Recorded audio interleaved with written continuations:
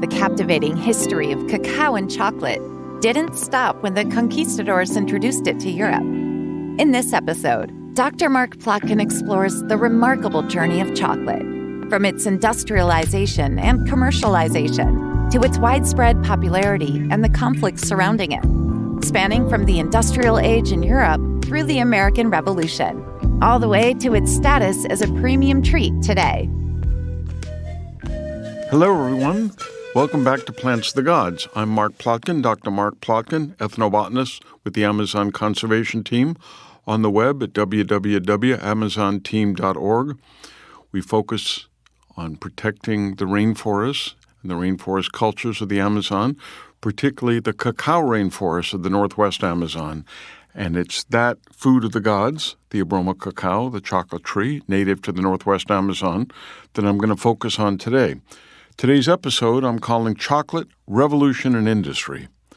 We've talked about how cacao and chocolate originally made it from Mexico to Europe several hundred years ago, but how it made its way from Europe to North America is equally fascinating, being interwoven with at least two leading figures of the American Revolution.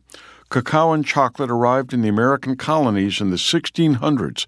Given that America was part of the British Empire, there was a thriving trade between North America and the British Caribbean. Few people remember that founding father Alexander Hamilton was born on the Caribbean island of Nevis. How's that for proof of trade between the Caribbean and the 13 colonies? Remember, cacao, the source of chocolate, is a tree native to the northwest Amazon, and it cannot be grown very far from the equatorial regions. How early did the consumption of cocoa become popular in colonial America? The first chocolate house opened in Boston in 1682, and these establishments mirrored the coffee houses of Europe, which we discussed in detail in our coffee episode last season.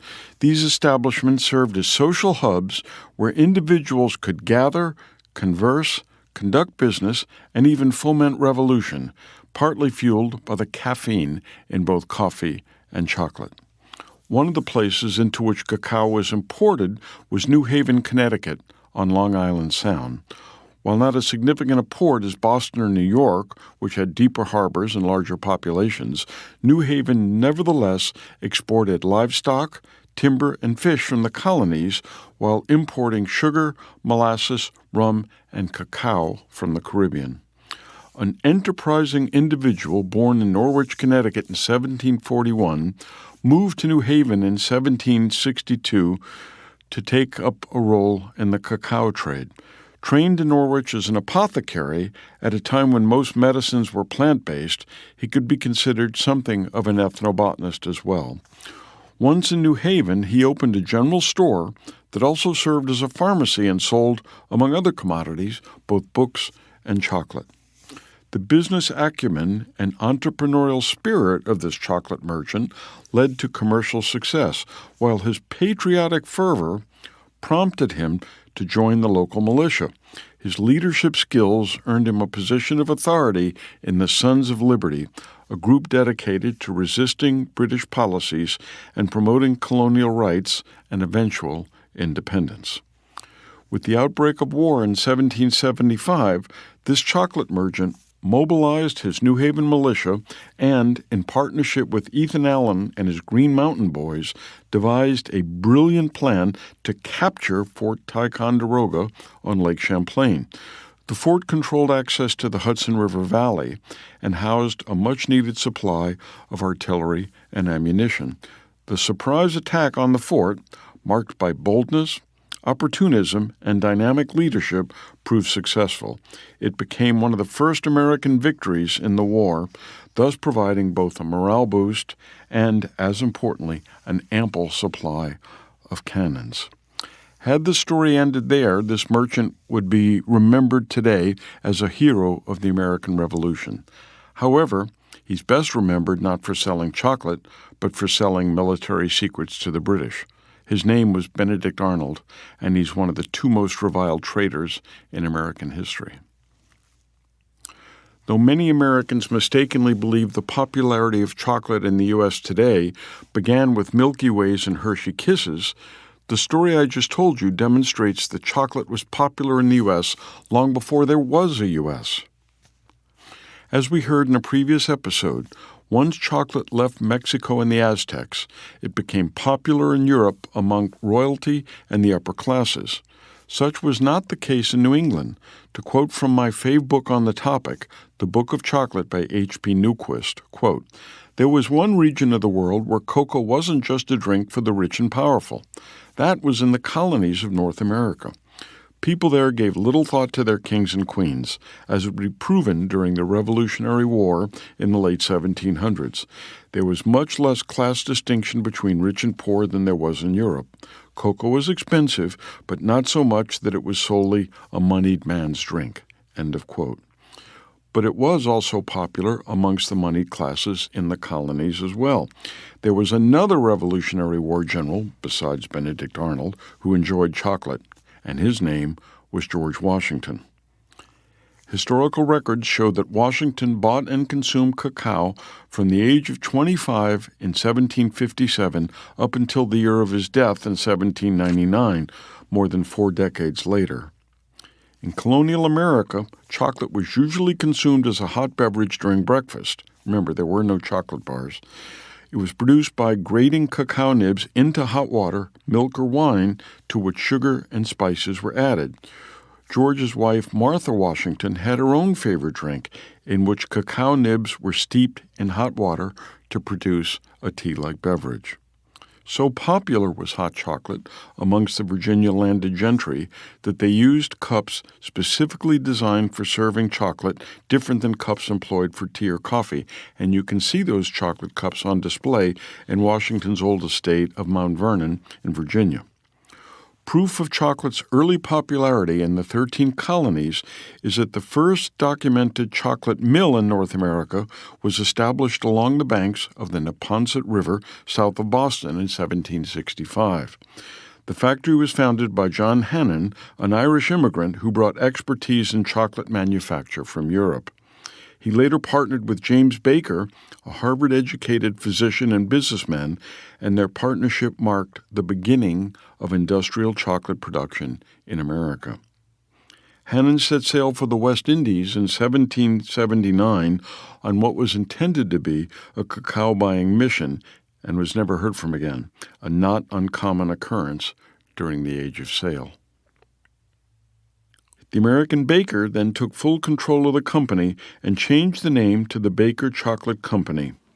Ironically, most customers today who buy Baker's chocolate believe the company name refers to the fact that this chocolate is primarily used for baking, although the name is actually derived from that of the co-founder, James Baker, even though most of Baker's chocolate is used for baking.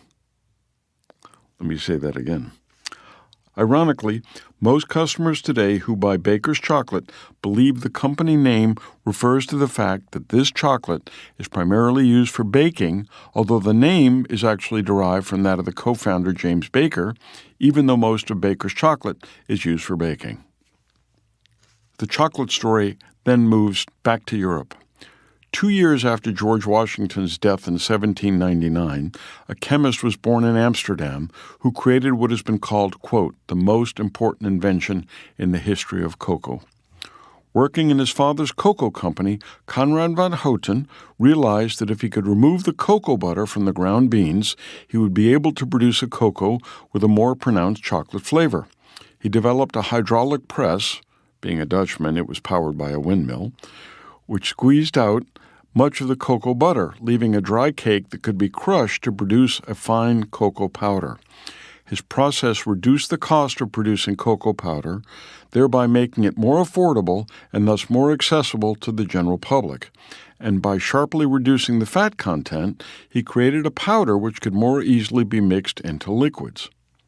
Moreover, the extracted cocoa butter, which melts at body temperature, proved ideal for use in body lotions and even today remains a common ingredient in many cosmetics, suntan lotions, and even pharmaceuticals.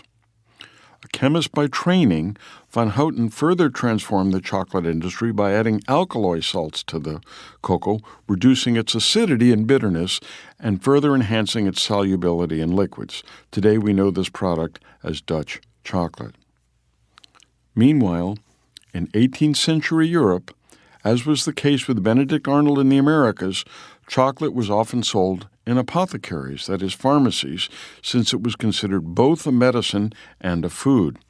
Chocolate proved so profitable that some apothecaries jettisoned the rest of their business to focus and sell solely cacao. One prominent British family who specialized in chocolate was the Frys, Quakers who believed that mass marketing of chocolate could reduce the appeal of and demand for alcohol, to which their religion was adamantly opposed. They improved Van Houten's windmill-powered process by developing a steam engine to better extract cocoa butter and further reduce the cost of producing cocoa powder. With abundant cocoa powder and cocoa butter on hand, the Frys had a counterintuitive stroke of genius. They recombined the powder and the butter, added sugar, and in so doing, created a paste which could be molded into solid form. This delicious innovation led to the creation of the world's first solid chocolate candy bar. The next major figure in the chocolate industry was another Quaker, John Cadbury. Initially a Birmingham grocer, Cadbury developed a hyper-focus on producing the highest quality cocoa products possible. He and his sons were pioneers in progressive labor practices and social responsibility. Concerned for their employees' welfare and well-being, they constructed a model village called Bourneville, which featured model housing, excellent sanitation, garden plots, and other community facilities. It was only much later that chocolate producers and customers began to concern themselves with the well-being of chocolate farmers and harvesters, particularly in West Africa. Fortunately, today, we're seeing an ever-increasing focus on sustainability and ethical sourcing of cocoa beans, addressing concerns about fair trade, environmental impact, and ethical labor practices. As demand for chocolate and novel chocolate products grew, inventors sought to create a milk chocolate bar. Early efforts failed as milk and the cocoa butter combined unevenly and quickly spoiled. Meanwhile, after extensive experimentation with milk chemistry and milk substitutes, a Swiss chemist by the name of Henri Nestlé had devised a baby food similar to breast milk by combining wheat flour, powdered cow's milk, sugar, and water. A Swiss candle maker, Daniel Peter, had been trying to tackle the challenge of creating milk chocolate for some time when he mentioned the problem to his neighbor Nestlé. Drawing on his vast experience studying the properties of milk, Nestlé joined forces with Peter and, after 8 years of fruitless experiments, they hit upon the right way to combine condensed milk, cocoa butter, and powder and sugar, and milk chocolate bars became a global staple. With the rise of the U.S. as the leading industrial power at the dawn of the 20th century, and with the increasing industrialization of chocolate production thanks primarily to European entrepreneurs like Conrad van Houten and Daniel Peter, the story shifts back to North America. At this point, the innovations and business strategies of three key figures, Milton Hershey, Frank Mars, and Forrest Mars, transformed the chocolate landscape in the United States and had a lasting global impact that continues to unfold. Much has been written comparing Hershey and Forrest Mars, whose rivalry and competition rivaled that of other great rivalries in both fact and fiction. Think Bill Gates versus Steve Jobs, or even Batman versus the Joker. One journalist wrote, quote, "In the soap opera of the candy business, Milton Hershey and Forrest Mars seem well cast as the good and evil twins. Both had fathers who had visions of greatness in the candy trade and abandoned their families to pursue their dreams. Both built empires after watching their fathers fail repeatedly and after failing themselves. During the first half of the 20th century, their businesses were interdependent, with Hershey selling Mars chocolate for candy coatings. But by 1965, 20 years after Hershey's death, cooperation gave way to rabid competition." Born to Mennonite parents in rural Pennsylvania in 1857, Milton Hershey launched several unsuccessful candy businesses before achieving success with the Lancaster Caramel Company. The sale of this company for $1 million in 1900, which is about $35 million in today's money, provided him with the capital to enter the chocolate business.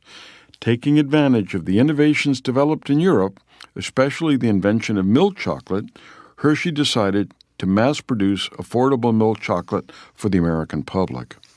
He purchased chocolate-making equipment from Germany and established the Hershey Chocolate Company in 1894 and focused on mass production and low-cost pricing with an emphasis on simplicity, standardization, and quality. And as a side, if you think all chocolate bars are alike, take a Hershey bar and take a high-end European chocolate bar, break them in half, and smell them carefully. You'll see there's a real difference in these different types of chocolate. He introduced the first Hershey bar in 1900 and the first Hershey Kisses in 1907, and both confections remained popular for over a century later. As a side note, the Hershey Company claims to produce tens of millions of Hershey Kisses each day, and Hershey Kisses are supposedly named after the sound of the machine that makes them. Milton Hershey became one of the most successful business titans in American history, but his ultimate passion was helping the less fortunate, which today we might call corporate social responsibility. Echoing the pioneering efforts of the Cadburys in England, he developed Hershey, Pennsylvania as a model company town centered around his factory and provided schools, parks, recreational facilities, subsidized housing, and free education to his employees. He created and endowed the Hershey School to provide support and education to orphan boys, and he and his wife created the Hershey Foundation to ensure that the monies they had earned would continue to fund good works long after they were gone. By design, the Hersheys died penniless while living on company property as they had given away all their money. By contrast, the Mars family pursued a very different attitude toward their wealth. Today, they rank among the richest families in the world. The business wizardry behind most of their earnings was due to Forrest Mars, but the story began with his father, Frank Mars. Born in the tiny town of Hancock, Minnesota in 1883, Frank launched several unsuccessful confections before achieving modest success with a line of candy creams. During one of their all-too-frequent arguments, his son Forrest challenged his father Frank to create a candy bar which would taste like a chocolate malted milkshake. The candy maker took a chocolate malt-flavored nougat, which is made of sugar and whipped egg whites, covered it in caramel, and then coated that in milk chocolate. Voila! The Milky Way bar, 16 million of which were purchased within a year of its invention just over a century ago. Mars had hit the chocolate jackpot. When his son Forrest was 6 years old, Frank had divorced his wife, who took their son to live elsewhere with her. Forrest had not seen his dad for 15 years when he was arrested and jailed in Chicago for illegally hanging sales posters promoting his cigarette company over the windows of local department stores. Frank was in Chicago on a business trip and, having read about his son's imprisonment in the local papers, bailed him out. The two men began to disagree and squabble almost immediately, and Forrest soon left the Midwest to attend Berkeley before later transferring to Yale. After graduation, he returned to work for the company, which had moved from Minneapolis to Chicago to take advantage of superb railway connections and innumerable nearby dairy farms. Frank continued to innovate, inventing the Snickers bar, which is essentially a Milky Way with nuts on top, then the Three Musketeers, which is a Milky Way minus the caramel. According to several books on the subject, his dour, abrasive, and confrontational son Forrest continued to alienate his colleagues at the company, so much so that Frank fired him and gave him $50,000 to go elsewhere, the equivalent of $1 million today, and this was in the middle of the Depression. Forrest moved to Europe and, without mentioning his background, took entry-level jobs at Nestle and then at Tobler. Later in life, when Forrest was asked if he'd committed industrial espionage by not telling his European employers that he'd once been the number 2 man at the Mars Company, he replied, "Well, they didn't ask me." Forrest eventually established his own candy company in Europe and created a widely successful pet food company as well as investing in real estate. His father died at the age of 55 in 1934, leaving the company to his wife and daughter. Forrest did not return to the States to attend the funeral. Years later, after a long, bitter, and expensive legal battle, Forrest eventually gained control of the company. He expanded Mars Incorporated globally and implemented vertical integration to streamline production and ensure quality. Perhaps his most memorable individual contribution to the chocolate story was based on an observation he made during the Spanish Civil War, during his years in Europe. Soldiers were traveling with chocolates wrapped in a candy coating which kept them from melting. In 1941, in collaboration with Bruce Murray, son of Hershey executive William Murray, and based on what he'd seen in Spain, Forrest developed M&Ms, whose initials stood for Mars and Murray. The candy-coated chocolate quickly became immensely popular, especially during World War II, due to its resistance to melting, with the tagline, quote, "melts in your mouth, not in your hand." And this tagline was repurposed in 1981 during Operation Desert Storm, when Mars developed a new and nutritious candy bar for troops in Iraq that could withstand the desert heat. Quote, "melts in your mouth, not in the sand." And back to Forrest Mars, one might think that being a Mars family member might offer all the candy and money one could want. Such was not the case. In her classic account of the rise of the Hershey and Mars companies, The Emperors of Chocolate, author J.G. Brenner recounts what it was like to be a child of the notoriously tight-fisted Forrest. Quote, "Who wouldn't want to run the world's biggest candy factory? Who wouldn't want to lord over rivers of chocolate? When John Forrest Jr. and Jackie Mars were children, they never got to eat even a single M&M. Their father said the brightly colored candies just could not be spared. He needed every last one." End of quote. Chocolate plays such a significant role in our culture that it has appeared in many feature films, from Willy Wonka and the Chocolate Factory to Like Water for Chocolate, and even in Forrest Gump. This cannot be said for Skittles, Starburst, or Gummy Bears. The most successful collaboration between Hollywood and a chocolate company was the film E.T., the Extraterrestrial. According to H.P. Newquist in the Book of Chocolate, Steven Spielberg and his team approached the Mars Company about featuring M&Ms in the film. After all, this classic candy had been invented by Forrest Mars, whose sons were running the company at the time. They passed on this golden opportunity, or should I say they passed on this delicious opportunity, and the Spielberg team pitched it to Hershey, which had recently developed a new candy, Reese's Pieces. So enthusiastic were the Hershey people that they not only greenlit using the candy in the film, but also did advertising and product tie-ins. The beloved movie's enduring success resulted in soaring demand for what was, at the time, a little-known confection. Another chocolate story from Hollywood is that Alfred Hitchcock, while filming his psychological thriller Psycho in 1960, employed Bosco chocolate syrup in the terrifying shower murder scene because it looked much more like blood when it was filmed in black and white than did the usual Hollywood concoction of corn syrup with red food coloring. Finally, we chocoholics need to be concerned with both environmental and labor abuses in the chocolate trade, particularly in terms of slavery and child labor. For this, we must give a shout-out to the Quakers who first brought this issue to the fore. Remember that it was the Quaker John Cadbury in the UK and then Milton Hershey in the US who developed some of the first corporate responsibility programs to improve the lives of their workers in their respective home countries. But two of the Quakers' foundational principles are equality and social justice, which also place them at the forefront of the abolitionist movement. Keep in mind that the bulk of the world's cacao is produced in West Africa. In fact, Ivory Coast and Ghana together produce 60% of the world's cocoa.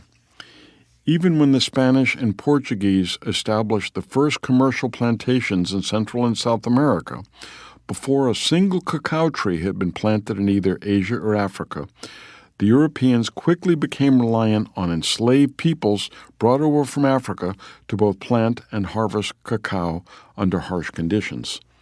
The first major cacao plantations in South America were established in the state of Bahia in the Atlantic rainforest zone of eastern Brazil by the Jesuits. These missionaries tried to force the local Tupi indigenous peoples to work the plantations, but these indigenous peoples melted into the surrounding rainforests.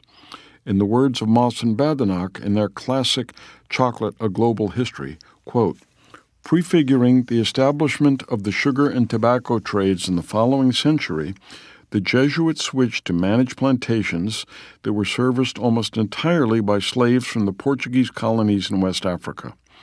The enduring advantage of cacao rather than sugar or tobacco in this context was that the processes involved were so complicated as to provide work for children, women in advanced pregnancy, and the elderly, as well as the strong adults needed for the heavy work in the fields. Cacao facilitated the use, actually the abuse, of slave laborers from cradle, or at least toddlerhood, to grave. As the market expanded with the European acquisition of the taste for chocolate, one estimate was that fully 10% of the entire transatlantic slave trade went to work on the cacao plantations in Brazil. And this was all done by the Jesuits. Furthermore, by the late 19th century, West Africa had emerged as a significant player in the global cacao market. Colonial powers, particularly the British and the French, established extensive cacao plantations in their West African colonies. Labor conditions on these plantations were often hideous, with workers subjected to long hours, inadequate pay, and physical abuse. By the late 20th century, many African countries had gained independence from colonial rule. However, the legacy of exploitation persisted. As global demand for chocolate continued to rise, multinational corporations dominated the cacao trade. Smallholder farmers became the primary producers of cacao, often trapped in cycles of poverty and debt. Despite independence, the conditions for many cacao farmers and workers remained dire. Low prices for cacao beans, lack of infrastructure, and limited access to education and health care perpetuated the cycle of poverty and labor exploitation. By the late 20th century, international awareness of labor abuses in the chocolate industry began to grow. Investigative reports and documentaries exposed the widespread use of child labor and forced labor on West African cacao farms. Advocacy groups and non-governmental organizations, that is NGOs, pressured chocolate companies to address these issues. In response, industry initiatives such as fair trade certifications emerged, aiming to improve labor conditions and ensure fair practices for farmers. Some chocolate companies also launched their own sustainability programs. However, the impact of these initiatives has been mixed, with many farmers still experiencing poverty and exploitation. Today, West Africa remains the leading producer of cacao, as I said, with Ghana and Ivory Coast accounting for over 60% of global production. The region continues to grapple with significant challenges related to labor exploitation, particularly child labor. An estimated 1.56 million children are involved in hazardous work on cacao farms in West Africa. Efforts to combat these issues have intensified, with governments, NGOs, and the chocolate industry collaborating on various programs. These initiatives focus on improving education, increasing farm incomes, and enforcing labor laws. However, systemic problems such as poverty, lack of infrastructure, weak enforcement mechanisms, and corruption continue to hinder progress. So the history of chocolate and slavery in West Africa serves as a testament to the enduring legacy of exploitation in the global food industry. While progress has been made, significant challenges remain. Addressing these issues requires sustained commitment from governments, corporations, and consumers to create a fair and ethical chocolate supply chain that respects the rights and dignity of all workers involved. One U.S. measure designed to establish standards and practices to eliminate child labor and improve the working conditions established in 2001 was the so-called Cocoa Protocol.